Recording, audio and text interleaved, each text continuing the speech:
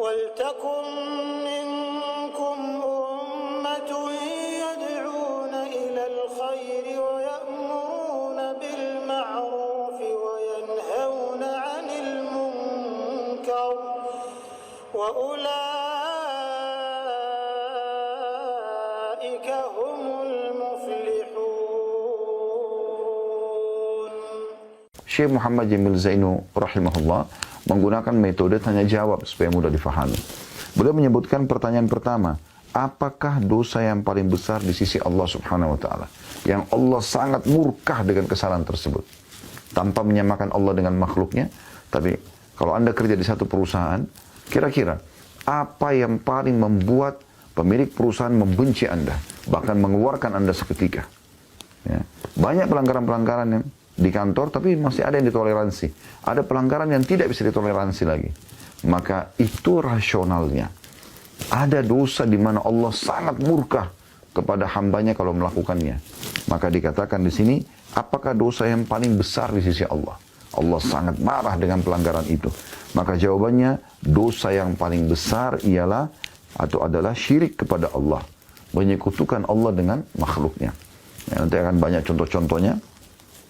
Dalilnya adalah firman Allah Subhanahu wa taala dalam surah Luqman ayat 13. Anda bisa buka aplikasi Al-Qur'an dan Anda perhatikan baik-baik ini.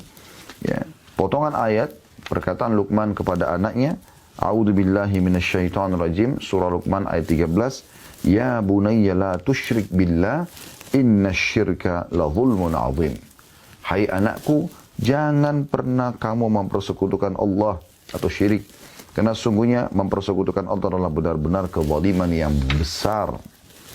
Dan ketika Rasulullah SAW ditanya dosa apakah yang paling besar, nggak ada lagi yang lebih Allah benci daripada pelanggaran ini. Nggak ada lagi hukuman yang paling berat kalau datang kepada pelakunya. Maka beliau SAW menjawab, Antaj'ala lillahi niddan wa huwa khalaqak. Engkau menjadikan tandingan bagi Allah atau saingan atau sekutu, ya, padahal dialah semata yang telah menciptakanmu. Hadis ini diriwayatkan oleh Bukhari dan Muslim. Berarti Anda sudah paham di pertanyaan pertama ini, dosa yang paling besar adalah syirik kepada Allah Subhanahu wa taala. Pertanyaan kedua, teman-teman sekalian, apakah syirik besar itu? Anda sudah tahu itu dosa yang paling besar. Lalu pertanyaan selanjutnya, apa syirik itu? Jawabannya, syirik besar adalah beribadah kepada selain Allah. Seperti menyeru atau berdoa kepada selain Allah. Mencari keberkahan dari orang yang mati. Atau meminta tolong kepada orang yang hidup tapi ia tidak hadir atau tidak mendengarkannya. Ya, sementara Allah Subhanahu wa taala berfirman di dalam surah An-Nisa ayat 36, A'udzu billahi minasyaitonir rajim, wa'budullaha wa la tusyriku bihi syai'a. Beribadahlah kepada Allah dan janganlah kamu mempersekutukannya, N-nya besar kata ganti Allah, dengan sesuatu apapun. Juga sabda Nabi SAW, akbarul kabairi al-isyraku billah. Dosa terbesar dari yang paling besar adalah berbuat syirik kepada Allah dalam hadis Bukhari dan Muslim. Jadi syirik besar adalah Anda menyekutukan Allah SWT dalam ibadah. Anda berdoa kepada Allah, Anda juga berdoa kepada kuburan, ya. Anda minta-minta kepada dewa-dewa, patung-patung, jin dan seterusnya. Ya. Mirip kasusnya orang-orang musyrik Mekah. Mereka tahu Ka'bah itu adalah rumah Allah. Mereka tahu haji itu adalah ibadah Allah yang diajarkan Nabi Ibrahim AS. Tapi mereka kurang yakin dengan diri mereka. Maka mereka datangkan patung-patung. Satu demi satu didatangkan sampai terkumpul 360 patung di sekitar Ka'bah. Yang semuanya dihancurkan oleh Nabi SAW pada saat pembebasan kota Mekah. Mereka berdoa kepada Allah. Lagi tawaf, mereka juga berdoa minta pada patung-patung tersebut. Jadi Allah punya partner bagi mereka. Ya.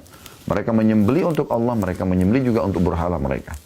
Kalau orang tidak mempartnerkan Allah, maka itu masuk dalam sama. Kekufuran juga ya.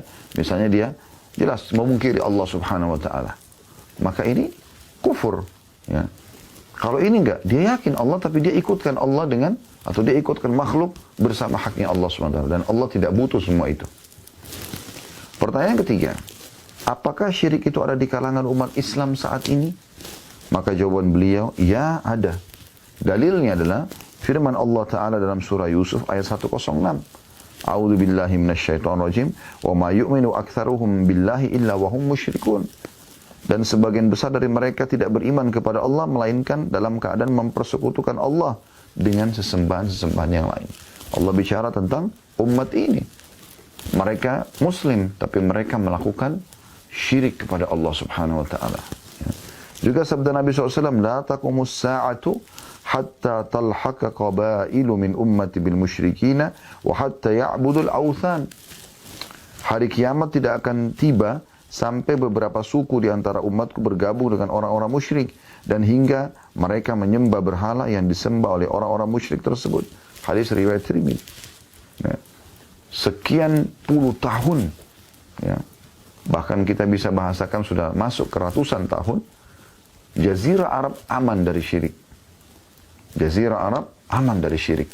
Tapi di waktu kita sekarang, ya, seperti di Imarat sekarang, ada patung. Bahkan dibukakan secara resmi tempat penyembahan orang-orang Hindu, orang Buddha. Bahkan ada di antara sebagian pejabat yang tersebar di medsos, mereka pun Muslim tapi mereka lewat dan sebagai bentuk penghormatan terhadap agama orang lain, maka dia pun menghormati patung-patung tersebut. Subhanallah. Patung ini sudah ditegur oleh Allah SWT dalam banyak ayat Al-Quran. Melalui lisan Nabi Ibrahim AS. Ibrahim AS mengatakan, Rabbi innahunna adlalna kathiran minan nas. Ya Allah, sungguhnya patung-patung ini banyak sekali menyesatkan manusia.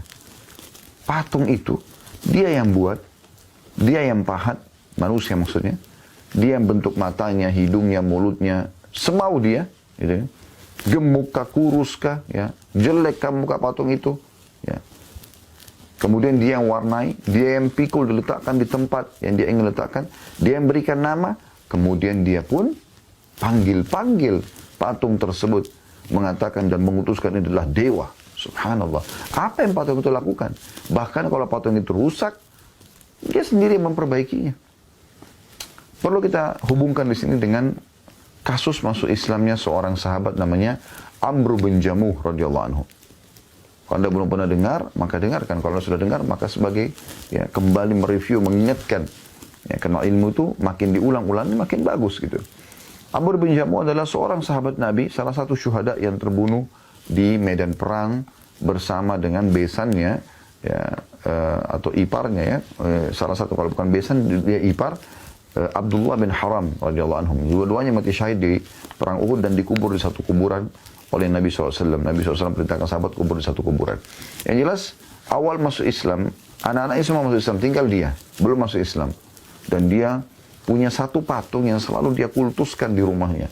Tiap hari dibubuhi minyak wangi, tiap hari diletakkan bunga-bunga di sekitarnya, sesajen dia minta-minta gitu. Maka anak-anaknya mendakwakan Islam tapi dia tidak mau. Maka yang terjadi, anak-anaknya lakukan sebuah hal yang dinukil dalam sejarah gitu kan. Yang akhirnya membuat beliau masuk Islam radhiyallahu anhu. Yaitu anak-anaknya mengambil patungnya di malam hari pada saat dia tidur, kemudian dilempar di tempat pembuangan kotoran, mohon maaf, di sebelah rumahnya. Ya kalau kita mungkin WC sekarang ya, karena zaman dulu mereka tidak buat WC dalam rumah. Maka keesokan paginya Amr bin Jamuh bangun dan dia ingin menyembah Tuhannya seperti biasa. Minta keselamatan hari itu dan segala macam. Mungkin kalau Anda sudah tidak, Anda bertauhid kepada Allah, Anda sholat subuh, Anda sholat malam sebelumnya, misalnya Anda zikir pagi petang ya. Anda lakukan ibadah kepada Allah SWT. Anda memohon kebaikan-kebaikan pada hari itu. Maka mereka pun pada menyembah berhala melakukan itu. Mereka minta pada patung-patung mereka yang tidak bisa ngomong. Tidak ada matanya, cuma ukiran. Mulutnya juga cuma ukiran, tidak bisa ngomong, nggak ada lisannya, nggak ada rohnya, bahkan bisa dihancurkan, gitu kan? Bisa diganti dengan patung-patung atau tuhan-tuhan yang mereka anggap di sini tuhan-tuhan, yang bisa diganti dengan yang lainnya. Maka Amr bin Jamuh kaget mencari Tuhannya tidak ada. Maka dia pun keliling rumah tidak temukan. Waktu dia keluar dari rumah dia kaget melihat Tuhannya ada di tempat kotoran. Maka dia belum tersentuh. Dia mengambilnya, dia membersihkan. Ya, dia bubui dengan minyak wangi lalu dia mengatakan, siapa yang telah memperlakukanmu seperti ini? Kemudian dia pun ya mohon maaf, dia sempat anak-anaknya menggantungkan di leher patung itu bangkai anjing. Maka dia memindahkan bangkai anjing tersebut. Dia dengan marah mengatakan, siapa yang melakukan padamu seperti ini, hai Tuhanku? Maka dia bersihkan di bumi minyak wangi, diletakkan lagi di tempatnya. Subhanallah, belum dapat hidayah. Di hari kedua anak-anaknya melakukan lagi itu. Diambil Tuhan tersebut yang tanda kutip, yang dianggap Tuhan patungnya, dibuang di tempat yang sama. Ya, maaf, saya keliru tadi. Jadi di hari pertama itu dilempar tanpa ada bangkai anjing. Ya. Kemudian dia bersihkan, kemudian diletakkan kembali tempatnya di dalam rumahnya, lalu dibubui minyak wangi. Lalu dia gantungkan pedang di leher Tuhannya, patungnya itu. Lalu dia mengatakan, kalau ada yang mengganggu lagi, lawanlah. Masih dalam alam jahiliyah. Malam hari dia tidur, anak-anaknya mengambil lagi di hari kedua ini, dibuang ke tempat kotoran yang sama. Kemudian pedang yang digantung di lehernya diganti dengan bangkai anjing. Ini di hari keduanya. Maka keesokan paginya, dia pun bangun, dia mencari tidak ada Tuhannya, dan dia temukan Tuhannya ada di tempat yang sama. Maka dia pun pada saat itu mendapatkan sinyal hidayah, dan dia menggunakan akal sehatnya, dia mengatakan, kalau seandainya kau adalah Tuhan, pasti kau akan bisa membela dirimu. Maka dia pun berbicara sama anak-anaknya, minta dipandu ke Islam, walaupun dia syahadat. Lalu kemudian dia masuk Islam atau syahadat di tangan baginda Nabi SAW, dan akhirnya terbunuh di tahun 2 atau tahun 3 Hijriah di perang Uhud radhiyallahu anhu. Jadi orang bisa menyadari sebenarnya kalau benda-benda ini benda mati, gitu kan? Yang paling banyak disembah adalah patung. Anda bisa lihat di depan rumah banyak orang, patung yang besar, pegang pentungan, pendek, gemuk, mukanya juga jelek, subhanallah. Entah apa maksudnya gitu. Mau dikatakan seni juga, nggak nyambung gitu. Seninya apa gitu. Kalau misalnya orang pohon ditata dengan rapi, buahnya indah, itu seni alami, gitu kan. Tapi patung, ukiran gitu, apanya di situ? Atau mungkin tembok dibuat dengan rapi, dicat dengan bagus gitu kan? Mungkin, ya. Ada ukiran-ukiran yang bukan manusia, bukan ya, jin, bukan hewan. Mungkin orang bisa bilang bagus, seni. Tapi subhanallah kadang-kadang orang diwas-was dengan syaitan dengan begitu mudah, akhirnya terjerumus dalam perbuatan seperti ini. Ya. Kemudian selanjutnya pertanyaan keempat kata beliau, apa hukum berdoa kepada orang mati atau orang hidup yang tidak hadir? Ya. Jawabannya, berdoa kepada orang mati atau mereka yang tidak hadir adalah sebuah bentuk syirik besar. Dalilnya adalah firman Allah Subhanahu wa taala di dalam surah Yunus ayat 106 yang berbunyi, a'udzubillahi minasyaitonirrajim, wa la tad'u min dunillahi ma la yanfa'uka wa la yadurruk fa in fa'alta fa innaka idzan minadh dhalimin. Dan jangan pernah kamu menyembah apa-apa yang tidak memberi manfaat dan tidak pula memberi mudarat kepadamu selain Allah. Patung-patung itu tidak ada manfaatnya sama sekali. Orang mati pun tidak bisa memberikan manfaat. Orang mati itu butuh pada kita yang masih hidup, saudara seiman.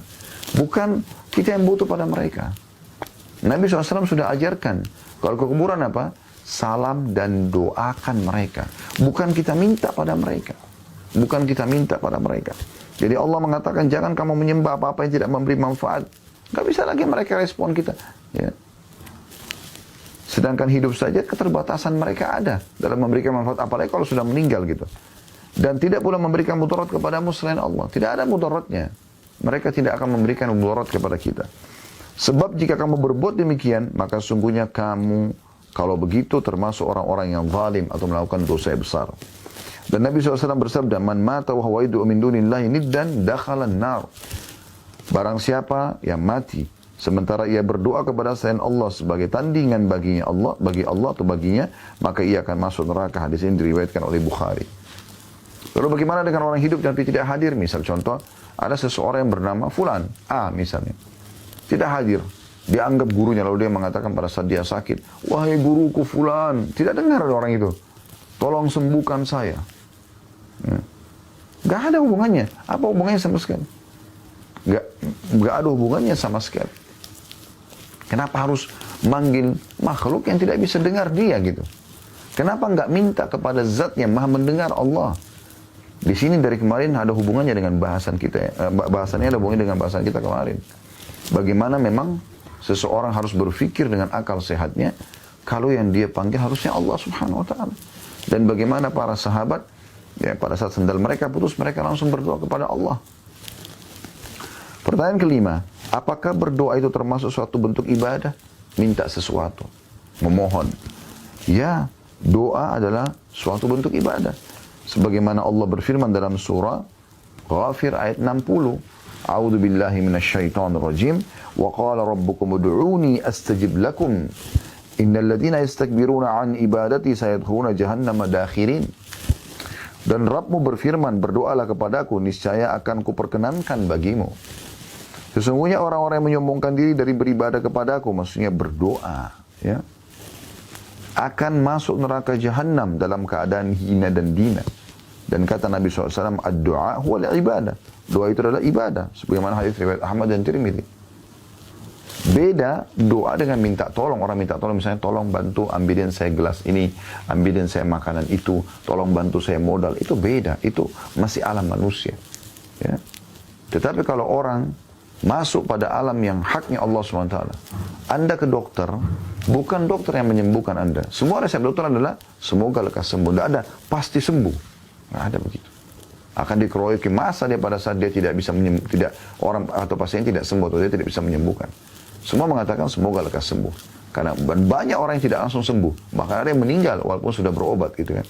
Banyak orang menggunakan jasa dokter-dokter profesional di bidangnya tapi meninggal juga. Percaya kekuatan sang pencipta Allah SWT. Dokter, obat hanya perantara penyebab Allah menyembuhkan Anda. Anda kalau berdoa mengatakan, ya Allah, sembuhkan saya. Allah tidak akan lemparkan obat dari langit. Lalu bagaimana? Allah akan pandu Anda ke satu dokter yang pas, dia menulis resep yang pas, lalu Anda sembuh. Itu prosesinya. Ya. Sebagaimana Anda, kalau kehabisan air, kering, ya, kemarau yang panjang misalnya, peceklik, ya, maka Anda mohon kepada Allah SWT. Lalu sebabnya adalah Allah turunkan hujan dari langit, gitu kan? Jadi Allah memang sudah menciptakan ada sebuah sistem yang kita tidak bisa keluar dari sistem itu. Kita walaupun mohon ya Allah datangkan malam, maka tetap mengikuti sistem. Anda sekarang di pagi hari, nanti akan datang malam hari itu, dan seterusnya. Ya. Jadi tidak boleh dialihkan doa kepada selain Allah Subhanahu wa Ta'ala. Berapa banyak orang minta-minta begitu. Minta pada patung, minta pada kuburan. Ya. Sampai ingat perkataan kemarin yang saya sampaikan, perkataan Imam Nawawi rahimahullah. Beliau mengatakan, saya heran dengan orang yang minta-minta pada kuburan. Sementara dalam kuburan adalah manusia biasa seperti dia. Yang sudah jadi tulang belulang. Orang mati butuh pada kita. Kita yang mendoakan dan bukan kita yang meminta doa kepada mereka. Pertanyaan yang keenam. Ya. Apakah orang mati bisa mendengar doa? Wahai fulan, sembuhkan saya, wahai fulan, mudahkan rezeki saya, wahai fulan, dan begini dan begitu. Ya, di Indonesia, subhanallah, kuburan begitu dikultus. Ada sebagian kuburan datang, diminta-minta ya hampir setiap hari.